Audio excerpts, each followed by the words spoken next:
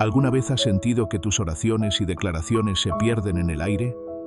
Quizá has repetido una promesa bíblica durante meses o incluso años, creyendo que, de alguna manera, al decirla una y otra vez, la realidad iba a cambiar. Tal vez has declarado sanidad sobre tu cuerpo, restauración para tu familia, provisión para tu economía o paz en medio de una tormenta, pero los resultados no se han visto. Y entonces viene esa pregunta incómoda que muchos evitan. Si Dios dijo que en nuestra boca hay poder para vida y muerte, y si Jesús enseñó que lo que pidamos creyendo lo recibiremos, ¿por qué a veces parece que lo que decimos no se cumple? Esa pregunta, más que una duda, es un espejo que nos obliga a revisar qué entendemos por fe y qué entendemos por palabras respaldadas por Dios. Antes de seguir, te invito a que te suscribas a este canal. Actives la campanita, dejes tu like y comentes qué experiencias has tenido con declaraciones de fe. Comparte este video con alguien que creas que necesita esta enseñanza, porque lo que vamos a tratar aquí puede cambiar no solo la manera en la que hablas, sino también la manera en la que vives tu fe. Cuando abrimos la Biblia y vemos las palabras de Jesús, de los profetas o de los apóstoles, algo llama la atención. No vemos oraciones largas llenas de repeticiones vacías, ni declaraciones desesperadas tratando de convencer a Dios. Lo que encontramos son palabras cortas, precisas, llenas de autoridad y, sobre todo, alineadas con la voluntad de Dios. Jesús no repetía una frase 20 veces para ver si algo pasaba. Él hablaba una sola vez y las cosas sucedían. Cuando le dijo al paralítico, «Levántate, toma tu lecho y anda», no lo acompañó de un discurso motivacional ni de un intento por hacer que el hombre lo creyera a la fuerza. Simplemente habló con la autoridad que viene de la comunión con el Padre. Aquí hay un contraste que incomoda. Hoy, muchos creyentes intentan aplicar fórmulas. Se repite una declaración como si fuera un conjuro, pensando que el poder está en la cantidad de veces que se pronuncia o en la entonación con la que se dice. Pero el poder real no está en el sonido de las palabras, sino en la fuente que las respalda. Es como la diferencia entre un papel firmado por un ciudadano común y un documento sellado por un notario con autoridad legal. La validez no está en la tinta, sino en el respaldo de quien la emite. Por eso necesitamos hacer una pausa y preguntarnos, ¿qué tipo de palabras estoy pronunciando? ¿Son palabras que nacen de una relación íntima con Dios y de un entendimiento de su voluntad? ¿O son simplemente frases que aprendí a repetir porque alguien me dijo que así funcionan las cosas? La verdad es que una declaración vacía, aunque suene bíblica, carece de poder si no viene acompañada de fe genuina, obediencia y alineación con el plan de Dios. Recuerdo una conversación con un hombre que llevaba más de 5 años declarando prosperidad sobre su vida. Usaba versículos, los memorizaba y los recitaba todos los días. Sin embargo, su situación económica no cambiaba. Cuando le pregunté sobre sus hábitos financieros y si estaba practicando principios bíblicos como la mayordomía y la generosidad, me confesó que no diezmaba, no ahorraba y que vivía endeudado. Ahí estaba el problema. Sus labios decían una cosa, pero sus acciones decían otra. Y eso es justo lo que Santiago enseña cuando dice que la fe sin obras está muerta. En este punto, es necesario entender que Dios no está obligado a cumplir cualquier cosa que digamos solo porque lo decimos en su nombre. Lo que Él respalda es su palabra, no nuestras ocurrencias. Jeremías 1:12 nos recuerda que Él vela por su palabra para cumplirla, no por nuestras ideas personales disfrazadas de fe. Y esto derriba un mito moderno. La fe no es un poder que nosotros controlamos para lograr lo que queremos. La fe verdadera es confianza total en lo que Dios ya ha dicho y en el carácter de quien lo dijo. Tal vez aquí surge otra pregunta. Si esto es así, ¿por qué entonces vemos que a algunas personas sus declaraciones sí les funcionan? La respuesta está en que no todas las declaraciones son iguales.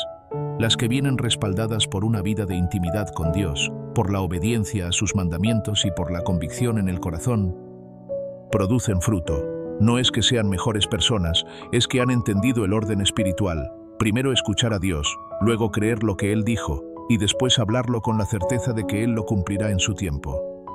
Es importante resaltar que el tiempo de Dios no siempre coincide con nuestro reloj.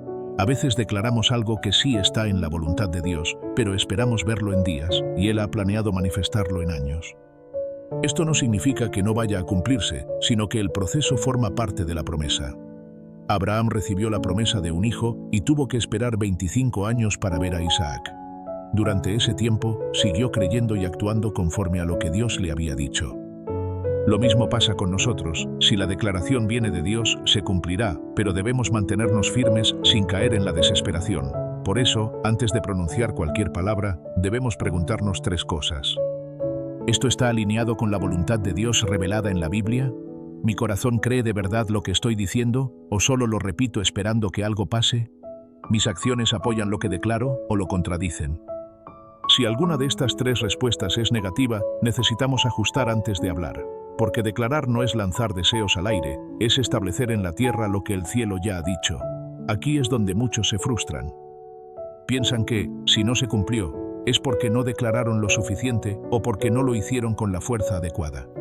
Pero la fe bíblica no es un ejercicio de voluntad humana, es un acto de rendición a la voluntad divina. Y esto significa que, aunque declaremos algo con sinceridad, si no está en el plan de Dios, no sucederá. Pablo oró 3 veces para que Dios quitara el aguijón de su carne, y la respuesta fue un no, acompañado de una revelación mayor. Mi gracia te basta. A veces Dios nos da algo mejor que lo que pedimos, aunque en ese momento no lo entendamos. Esto nos lleva a un punto decisivo. El objetivo de nuestras declaraciones no debe ser imponer nuestra voluntad sobre la realidad, sino alinearnos con la voluntad de Dios para que nuestra boca sea un canal por el cual su voluntad se exprese y se establezca. Cuando Jesús enseñó a orar, incluyó una frase clave: hágase tu voluntad, así en la tierra como en el cielo. Esa es la verdadera base para que nuestras palabras tengan poder, que no sean un intento de manipular a Dios, sino de colaborar con Él. Piensa en esto: si nuestras palabras no están respaldadas por el cielo, es como si tratáramos de usar una tarjeta de crédito sin saldo. Puede que tengamos la tarjeta, el plástico, el diseño, pero al momento de pagar, la transacción será rechazada. En cambio, cuando nuestras palabras están respaldadas por la autoridad de Dios, es como usar una tarjeta con fondos ilimitados, porque el respaldo no depende de nosotros, sino de Él. En los próximos minutos vamos a profundizar en por qué muchas declaraciones no se cumplen y cómo podemos pasar de palabras vacías a palabras que crean cambios reales. No se trata de hablar más fuerte, ni de hablar más veces, sino de hablar desde el lugar correcto, un corazón alineado, una mente renovada y unas manos dispuestas a actuar conforme a lo que creemos. Y para llegar ahí, necesitamos revisar qué hemos estado diciendo y qué tan alineado está eso con la palabra viva de Dios. Porque, como veremos más adelante, el problema no es declarar, el problema es declarar fuera de pacto. Durante las últimas décadas, en muchos ambientes cristianos se ha popularizado una manera de entender las declaraciones de fe que, si la comparamos con el modelo bíblico, revela una desviación peligrosa. Este malentendido moderno no nació de la noche a la mañana, se ha ido formando poco a poco, mezclando enseñanzas correctas con interpretaciones parciales hasta producir una versión diluida y distorsionada de lo que la fe y la autoridad espiritual realmente son. El concepto central del error es este: pensar que el poder de nuestras palabras reside solamente en pronunciarlas. Es como si la boca fuera una varita mágica y el simple hecho de articular una frase garantizara un resultado. Esa idea, aunque atractiva y fácil de aplicar, se parece más a la lógica de la hechicería que a la fe bíblica. En la magia, lo importante es la fórmula. Si dices las palabras correctas, en el orden correcto y con el gesto correcto, algo sucede. Pero en la fe cristiana, lo determinante no es la fórmula, sino la relación con aquel que tiene todo el poder. Veamos un ejemplo bíblico contundente. Hechos 19, 13, 16. Allí encontramos a ciertos exorcistas ambulantes. Entre ellos 7 hijos de un tal Esceva, que intentaron expulsar demonios usando el nombre de Jesús.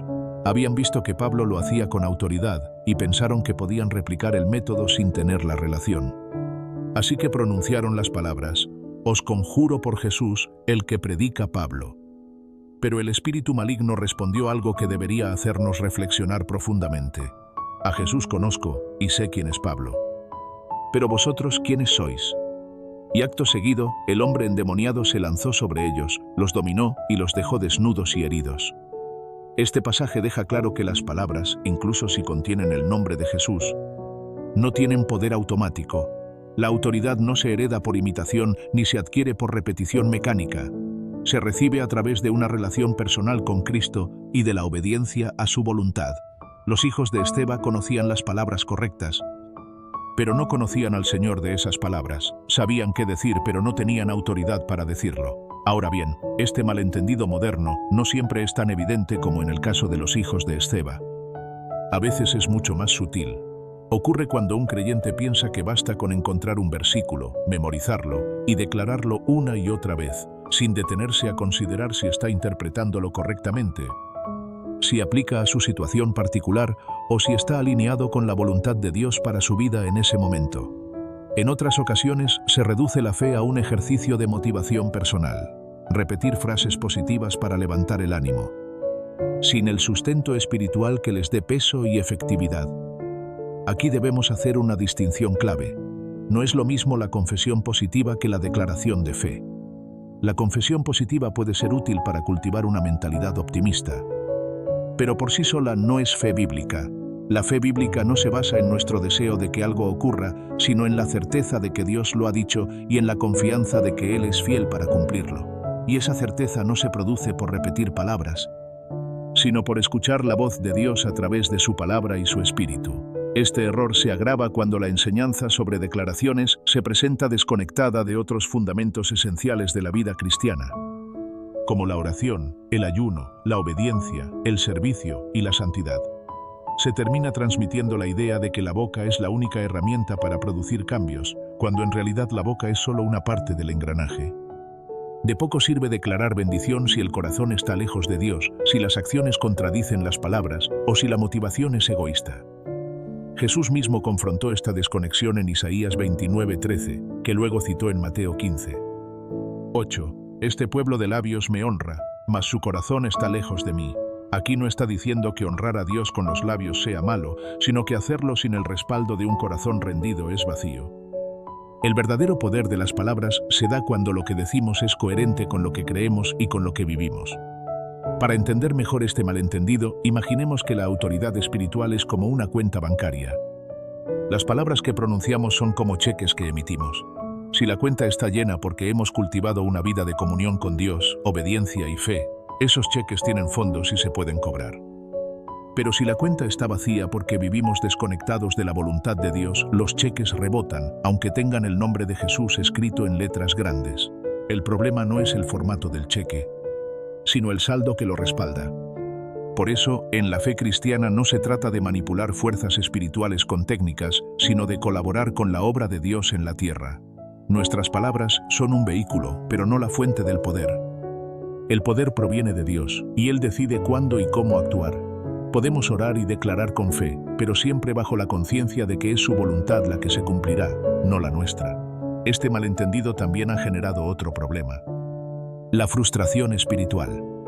Hay creyentes que, al no ver resultados después de declarar algo por mucho tiempo, empiezan a cuestionar su fe, a dudar del poder de Dios o incluso a alejarse de la iglesia. Esto sucede porque se les enseñó a poner su expectativa en la mecánica de la declaración, en lugar de ponerla en la fidelidad de Dios. Cuando la declaración no funciona como esperaban, se sienten engañados, sin saber que la base de su práctica estaba incompleta. La fe verdadera no se mide por la cantidad de veces que repetimos una frase, sino por la profundidad de nuestra confianza en Dios, incluso cuando la respuesta que esperamos tarda o no llega en la forma que imaginábamos. En este sentido, el modelo de Jesús es revelador. Él nunca trató la fe como una técnica. Sus palabras eran el reflejo de su comunión con el Padre y estaban siempre alineadas con lo que el Padre quería hacer. Por eso podía decir: no hago nada por mi propia cuenta, sino lo que veo hacer al Padre. Juan 5:19. Esta dependencia total es la que le daba autoridad para hablar y ver resultados. En contraste, cuando la fe se trata como una herramienta para conseguir lo que queremos, sin importar si es la voluntad de Dios o no, nos alejamos del modelo bíblico y nos acercamos al pensamiento pagano, donde las palabras son fórmulas para manipular lo divino. El cristianismo no se basa en manipulación, sino en relación. No es un sistema de control sobre Dios, es un caminar con Él en sumisión y obediencia. Otro aspecto del malentendido moderno es la confusión entre la fe y la autosugestión.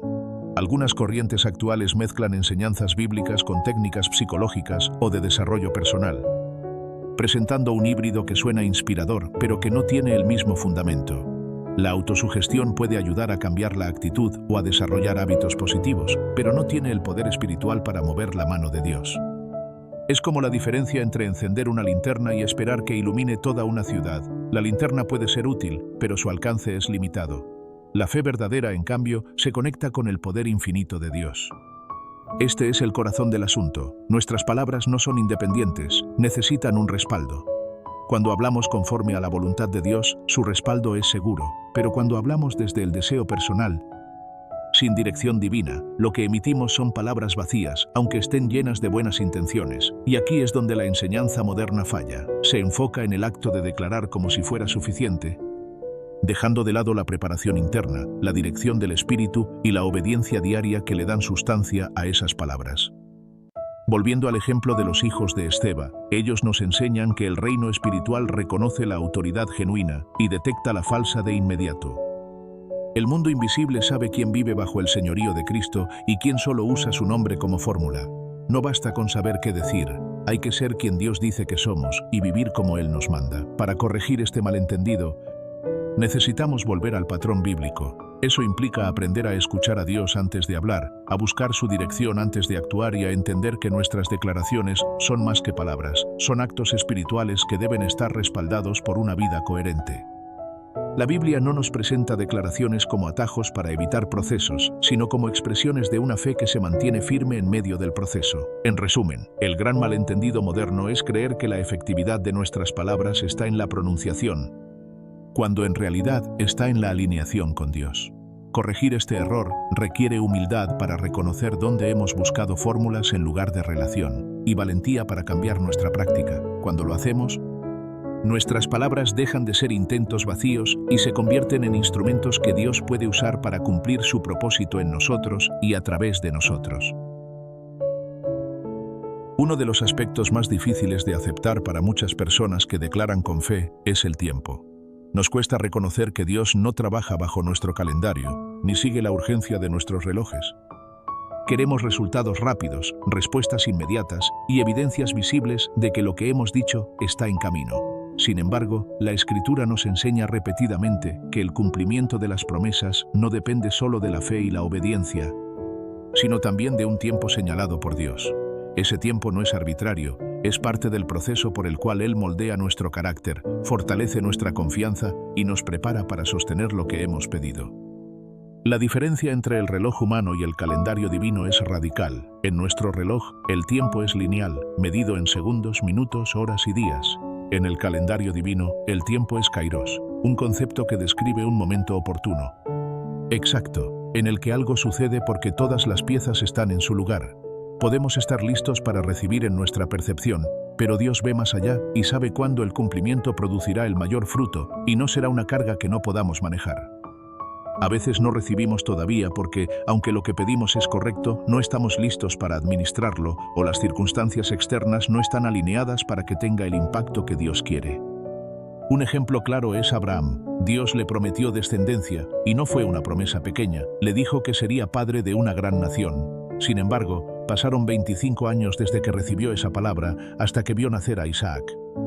Durante ese tiempo, Abraham tuvo momentos de duda, intentó ayudar a Dios teniendo un hijo con Agar y experimentó la tensión entre lo que había oído y lo que veía en la realidad. No fue que Dios se olvidara, sino que estaba obrando en silencio para que el cumplimiento llegara en el momento exacto. Isaac nació cuando Abraham y Sara no podían atribuirlo a su propia fuerza o capacidad, sino que debían reconocer que fue pura intervención divina. Otro caso es José, el hijo de Jacob. A los 17 años tuvo sueños proféticos en los que veía que su familia se inclinaba ante él. Podría haber pensado que eso ocurriría pronto, pero el camino que siguió fue todo lo contrario a lo que uno imaginaría para llegar a una posición de autoridad. Fue vendido como esclavo, acusado injustamente y encarcelado durante años. Solo después de 13 años de proceso fue elevado a gobernador de Egipto. Durante todo ese tiempo José podría haber declarado libertad y vindicación. Pero el cumplimiento de esos decretos no llegó hasta que el plan de Dios maduró. Esos años no fueron un error, sino un entrenamiento para el carácter, la administración y la sabiduría que necesitaría cuando llegara su momento. El factor tiempo divino también se ve en el ministerio de Jesús. Aunque desde niño sabía quién era y cuál era su misión, no comenzó su ministerio público hasta los 30 años. Pasó décadas en aparente anonimato, trabajando como carpintero y viviendo entre la gente, pero en ese tiempo estaba creciendo en gracia y estatura delante de Dios y de los hombres. Incluso durante su ministerio, hubo momentos en los que decía que su hora aún no había llegado. Eso nos enseña que no basta con tener una palabra o promesa, hay un momento designado para actuar y un momento designado para que se cumpla. Este concepto confronta directamente nuestra impaciencia. Muchas veces declaramos algo y, al no ver resultados rápidos, empezamos a dudar o a cambiar lo que decimos. Esto es un error, porque revela que no entendemos que la fe no solo se mide por lo que decimos, sino por nuestra perseverancia en el tiempo.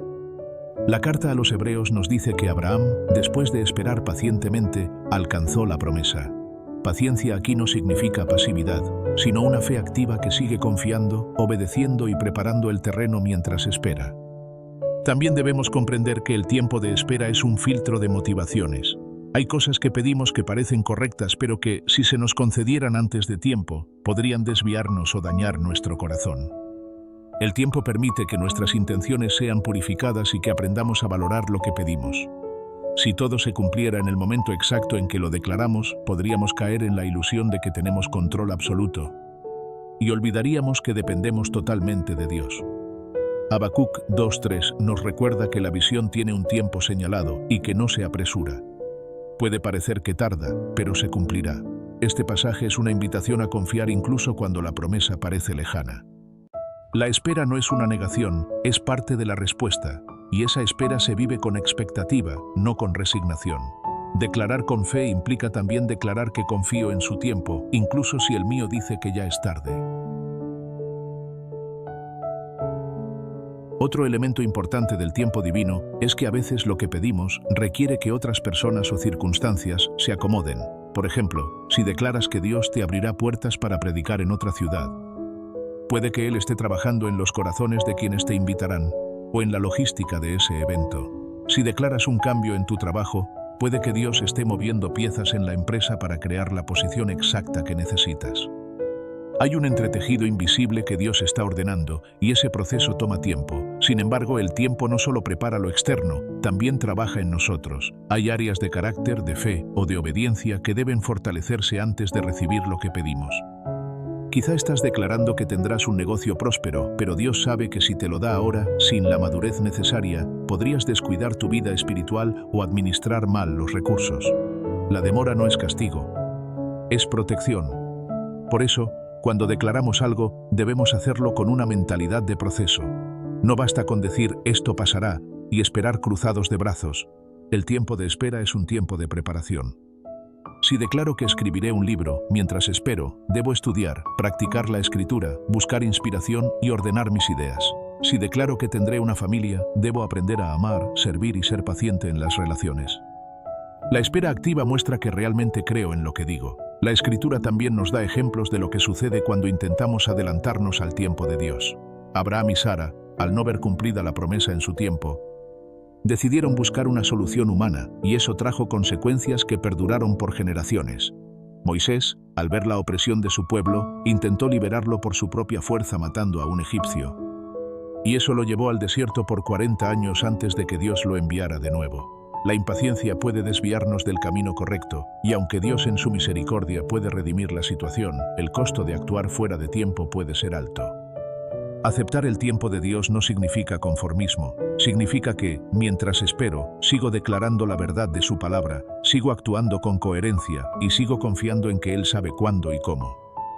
Es como el agricultor que siembra la semilla. Sabe que hay una estación para plantar y otra para cosechar, y que no sirve de nada arrancar la planta antes de tiempo. De la misma manera, nuestras declaraciones son semillas que, si están alineadas con la voluntad de Dios, germinarán en su momento.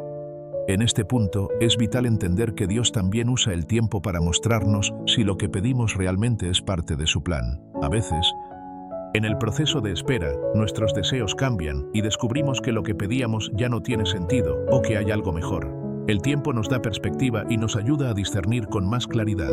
Lo que hoy parece urgente, mañana puede revelarse como innecesario. Finalmente, debemos recordar que el tiempo de Dios no falla. Puede que no entendamos por qué algo tarda, pero podemos confiar en que Él es fiel. Génesis 21:1 nos dice que Dios visitó a Sara como había dicho, e hizo con ella lo que había prometido. No fue ni un día antes ni un día después del momento perfecto. El calendario divino es preciso y nuestra parte es permanecer firmes en fe hasta verlo cumplido. Uno de los aspectos más difíciles de aceptar para muchas personas que declaran con fe es el tiempo. Nos cuesta reconocer que Dios no trabaja bajo nuestro calendario, ni sigue la urgencia de nuestros relojes. Queremos resultados rápidos, respuestas inmediatas y evidencias visibles de que lo que hemos dicho está en camino. Sin embargo, la Escritura nos enseña repetidamente que el cumplimiento de las promesas no depende solo de la fe y la obediencia, sino también de un tiempo señalado por Dios. Ese tiempo no es arbitrario, es parte del proceso por el cual Él moldea nuestro carácter, fortalece nuestra confianza y nos prepara para sostener lo que hemos pedido. La diferencia entre el reloj humano y el calendario divino es radical. En nuestro reloj, el tiempo es lineal, medido en segundos, minutos, horas y días. En el calendario divino, el tiempo es kairos, un concepto que describe un momento oportuno, exacto, en el que algo sucede porque todas las piezas están en su lugar. Podemos estar listos para recibir en nuestra percepción, pero Dios ve más allá y sabe cuándo el cumplimiento producirá el mayor fruto y no será una carga que no podamos manejar. A veces no recibimos todavía porque, aunque lo que pedimos es correcto, no estamos listos para administrarlo o las circunstancias externas no están alineadas para que tenga el impacto que Dios quiere. Un ejemplo claro es Abraham. Dios le prometió descendencia y no fue una promesa pequeña. Le dijo que sería padre de una gran nación. Sin embargo, pasaron 25 años desde que recibió esa palabra hasta que vio nacer a Isaac. Durante ese tiempo, Abraham tuvo momentos de duda, intentó ayudar a Dios teniendo un hijo con Agar y experimentó la tensión entre lo que había oído y lo que veía en la realidad. No fue que Dios se olvidara, sino que estaba obrando en silencio para que el cumplimiento llegara en el momento exacto. Isaac nació cuando Abraham y Sara no podían atribuirlo a su propia fuerza o capacidad, sino que debían reconocer que fue pura intervención divina. Otro caso es José, el hijo de Jacob. A los 17 años tuvo sueños proféticos en los que veía que su familia se inclinaba ante él. Podría haber pensado que eso ocurriría pronto, pero el camino que siguió fue todo lo contrario a lo que uno imaginaría para llegar a una posición de autoridad. Fue vendido como esclavo, acusado injustamente y encarcelado durante años. Solo después de 13 años de proceso fue elevado a gobernador de Egipto. Durante todo ese tiempo José podría haber declarado libertad y vindicación. Pero el cumplimiento de esos decretos no llegó hasta que el plan de Dios maduró. Esos años no fueron un error, sino un entrenamiento para el carácter, la administración y la sabiduría que necesitaría cuando llegara su momento. El factor tiempo divino también se ve en el ministerio de Jesús. Aunque desde niño sabía quién era y cuál era su misión, no comenzó su ministerio público hasta los 30 años. Pasó décadas en aparente anonimato, trabajando como carpintero y viviendo entre la gente, pero en ese tiempo estaba creciendo en gracia y estatura delante de Dios y de los hombres. Incluso durante su ministerio, hubo momentos en los que decía que su hora aún no había llegado.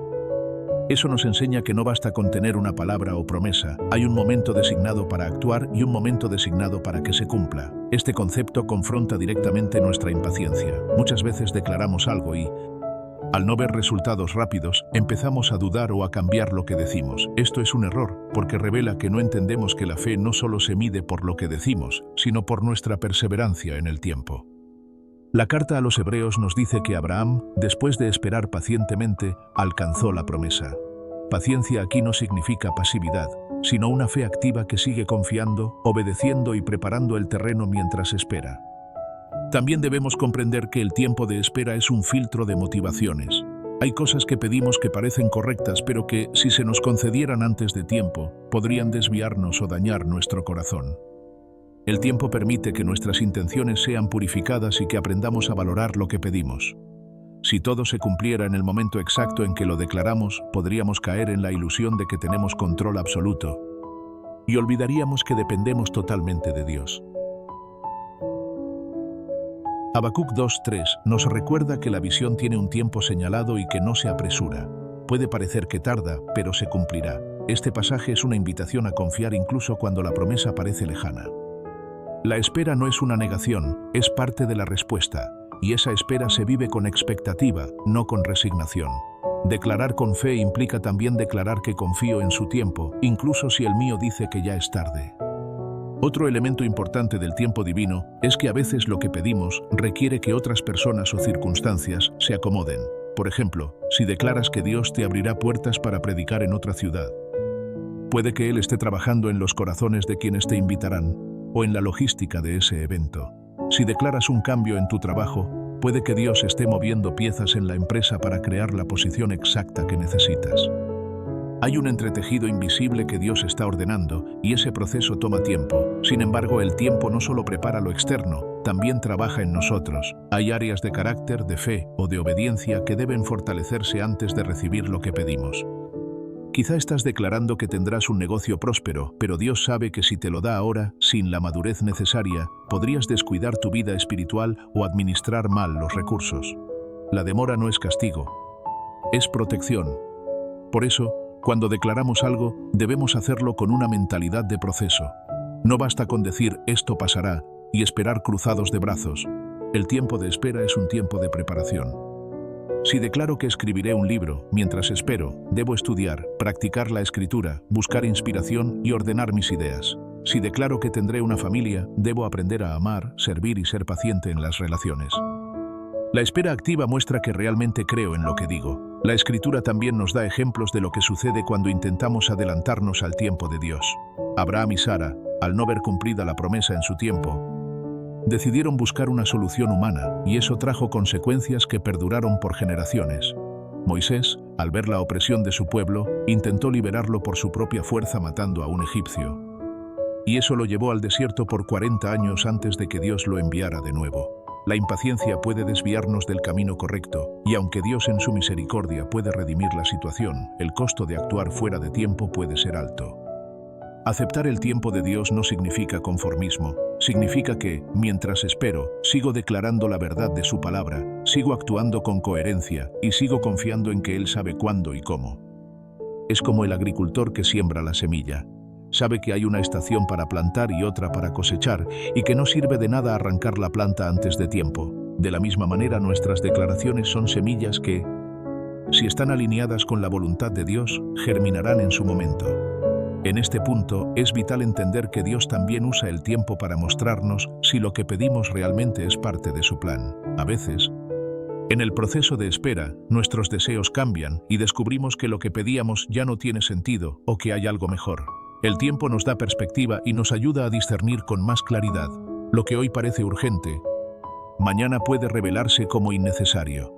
Finalmente, debemos recordar que el tiempo de Dios no falla. Puede que no entendamos por qué algo tarda, pero podemos confiar en que Él es fiel.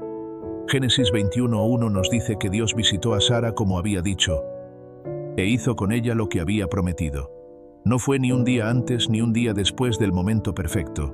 El calendario divino es preciso, y nuestra parte es permanecer firmes en fe hasta verlo cumplido. La oración de alineación es el puente entre nuestra fe y la voluntad de Dios.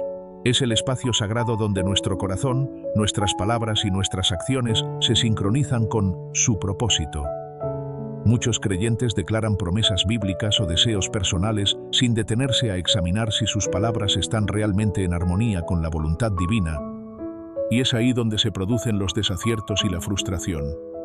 A través de la oración de alineación, aprendemos a pedir, declarar y actuar de manera que nuestras palabras no sean solo un eco de nuestra intención, sino una manifestación de lo que Dios quiere que se cumpla en nuestra vida. Este tipo de oración no es simplemente recitar un texto o repetir un versículo como un mantra.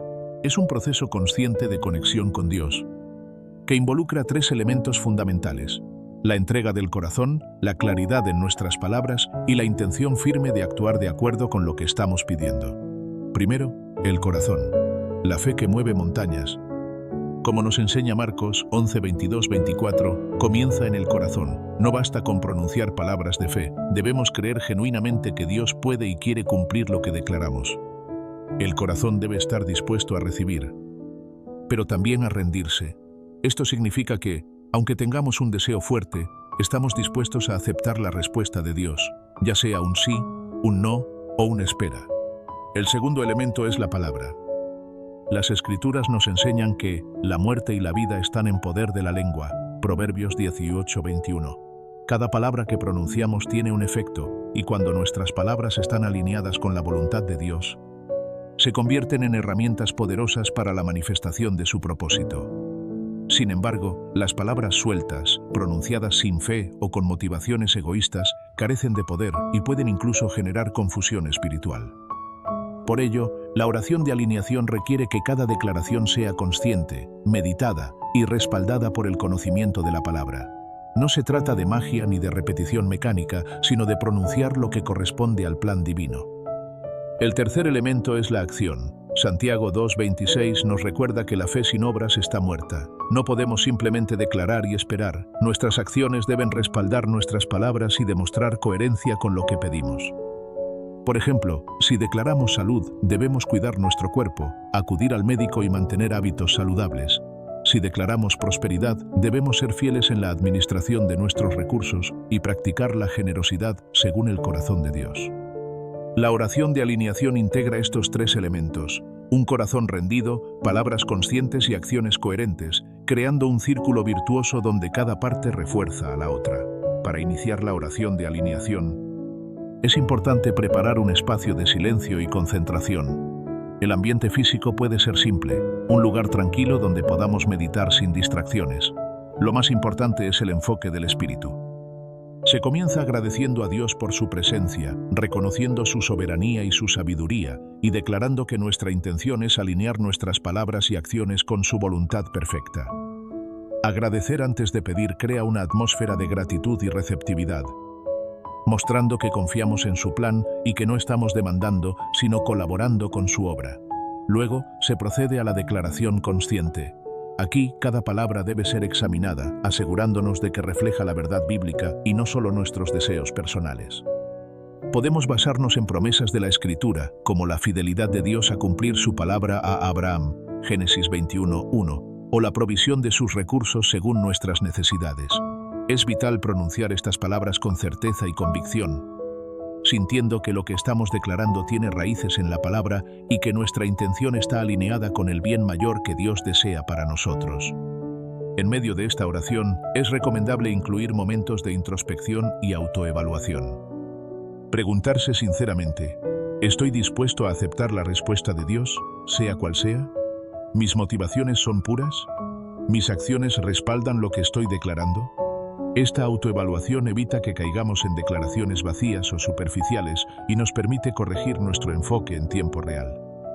La oración de alineación no es solo pedir, es también revisar y purificar nuestro corazón, palabra y obra. Finalmente, la oración de alineación incluye un acto de entrega y confianza. Después de declarar y evaluar, se cierra con la disposición de dejar que Dios obre, reconociendo que su tiempo y su manera son perfectos.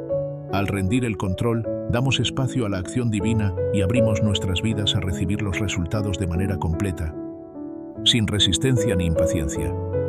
La fe que persiste en la espera, que actúa en obediencia y que se rinde con gratitud, es la que realmente ve frutos, no porque nuestras palabras tengan poder por sí mismas, sino porque están plenamente alineadas con el poder y la voluntad de Dios. En resumen, la oración de alineación transforma nuestra manera de declarar y actuar. No es un ritual mecánico ni un intento de manipular a Dios. Es un proceso integral que sincroniza nuestro corazón, nuestras palabras y nuestras acciones con su plan perfecto. Nos enseña a ser pacientes, a perseverar, a evaluar nuestras motivaciones y a actuar con coherencia. Cada declaración que surge de una oración así tiene una fuerza que va más allá de nuestras expectativas, porque está respaldada por la fe verdadera, la obediencia y la sumisión al propósito divino. Practicarla de manera constante nos prepara para ver nuestras palabras cobrar vida de manera efectiva, segura y conforme a la voluntad de Dios.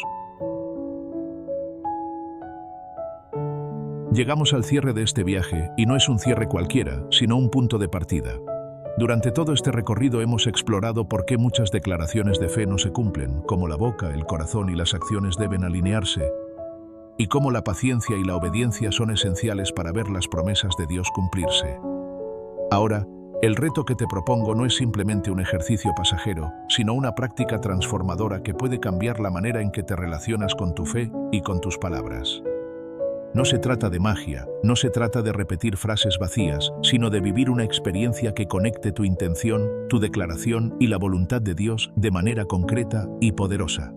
El desafío que te invito a asumir consiste en declarar únicamente promesas bíblicas específicas durante 7 días consecutivos. Esto significa que cada declaración que hagas debe estar basada en la palabra, debe ser coherente con lo que Dios promete y debe estar acompañada de una actitud de entrega y obediencia. No se trata de recitar una lista de deseos personales o de repetir palabras sin convicción. Se trata de experimentar lo que significa declarar con conciencia, con fe y con acción. Al comprometerte con este reto, comenzarás a notar cómo cambia tu percepción de la oración, de tu fe y de tus resultados. Para llevar a cabo este reto de manera efectiva, es fundamental seguir 4 pasos que aseguren que tus declaraciones no solo sean palabras al viento, sino herramientas de transformación espiritual. El primer paso es la selección de promesas bíblicas. No todas las promesas se aplican de manera literal a cada situación, por lo que es crucial elegir aquellas que sean pertinentes para tu contexto y que reflejen el corazón de Dios hacia ti. Ejemplos claros incluyen la fidelidad de Dios para proveer, Filipenses 4:19, su protección, Salmo 91:11, y su guía en cada decisión, Proverbios 3:6. Elegir sabiamente te permitirá enfocar tu fe y evitar declaraciones vacías o contradictorias. El segundo paso es la declaración consciente. Cada promesa seleccionada debe ser pronunciada con claridad y convicción. Aquí no se trata de recitar palabras de manera automática, sino de sentir y afirmar con certeza que lo que estás declarando está respaldado por la palabra de Dios. Por ejemplo, al declarar protección, no solo digas «estoy protegido», sino que agrega en tu mente y en tu corazón que esta protección se cumple según la justicia y el plan divino. Pronunciar tus palabras con intención transforma la declaración en un acto de fe real y efectivo. El tercer paso es la acción coherente. Como hemos visto, la fe sin obras es muerta. Santiago 2:26. Por ello, cada declaración debe estar acompañada de actos que respalden lo que estás diciendo. Si declaras prosperidad, asegúrate de manejar tus recursos de manera sabia y fiel. Si declaras salud, cuida tu cuerpo y tu mente. Cada acción refuerza la declaración y demuestra que tu fe no es superficial ni dependiente únicamente de tus palabras. La coherencia entre palabra y obra fortalece la conexión entre tu corazón y la voluntad de Dios, haciendo que tus declaraciones tengan un impacto real y tangible. El cuarto paso es la rendición al tiempo y la voluntad de Dios. A menudo, nuestra impaciencia nos lleva a cuestionar los resultados de nuestras declaraciones. Sin embargo, ejemplos bíblicos como Abraham, José y Pablo nos enseñan que la espera, la paciencia y la aceptación del no o de la espera de Dios son fundamentales para que su plan se cumpla. Durante este reto de 7 días, practica la entrega de cada declaración, confiando plenamente en que Dios obrará de la manera correcta y en el tiempo adecuado. Esta actitud de rendición no debilita tu fe. Al contrario, la fortalece y la madura. Mientras avances en este reto, te darás cuenta de que tus palabras comienzan a resonar de manera distinta, que tu corazón se conecta más profundamente con la palabra y que tus acciones adquieren un sentido más consciente y alineado. La práctica constante de declarar promesas bíblicas específicas con fe, acción y entrega cambia la manera en que tu mente interpreta la oración, cómo tu espíritu se conecta con Dios y cómo tu vida empieza a reflejar lo que antes solo pronunciabas. Este es un ejercicio de transformación integral que puede abrirte a nuevas experiencias espirituales y a una relación más íntima y efectiva con la palabra de Dios. Al finalizar los 7 días, te invito a reflexionar sobre los cambios que has experimentado. Observa cómo tu perspectiva sobre las declaraciones ha evolucionado, cómo tu corazón se ha alineado con la voluntad divina y qué resultados concretos comienzas a percibir en tu vida. Este reto no solo mide lo que ocurre externamente, sino también lo que ocurre internamente, la claridad de tu fe, la sinceridad de tus palabras y la coherencia de tus acciones. Analizar estos cambios te permitirá seguir aplicando estos principios en todos los aspectos de tu vida, consolidando una práctica de fe efectiva y consciente. Recuerda que este reto es solo el comienzo. La verdadera transformación ocurre cuando la práctica constante de declarar con sabiduría se convierte en un estilo de vida. Cada declaración consciente, cada acción alineada y cada entrega sincera al tiempo y la voluntad de Dios fortalece tu capacidad de ver resultados reales y duraderos. La clave no está en la cantidad de palabras que pronuncies, sino en la profundidad de tu fe, la pureza de tu intención y la consistencia de tus acciones. La oración y la declaración consciente se convierten en un camino hacia la madurez espiritual y hacia una vida que refleja la plenitud del plan divino. Ahora es tu momento de actuar. Te desafío a comprometerte con este reto, a poner en práctica los 4 pasos que hemos detallado y a vivir estos 7 días con atención, intención y entrega. Descubrirás que tus palabras pueden tener un poder transformador real cuando están alineadas con el corazón de Dios y respaldadas por la fe y la acción. Este es un llamado a experimentar la fe verdadera en acción, a dejar atrás las declaraciones vacías y a abrazar una práctica que realmente produce resultados. Si te ha gustado este recorrido y estás listo para dar el siguiente paso, suscríbete a nuestro canal, da like a este video, comparte tu experiencia en los comentarios y compártelo con tus amigos. Participar activamente en esta comunidad te permitirá crecer junto a otros creyentes que también buscan declarar con sabiduría y vivir conforme a la palabra. Juntos podemos aprender a transformar nuestras palabras en realidades, a fortalecer nuestra fe y a experimentar la vida abundante que Dios ha prometido a quienes confían en Él con todo el corazón.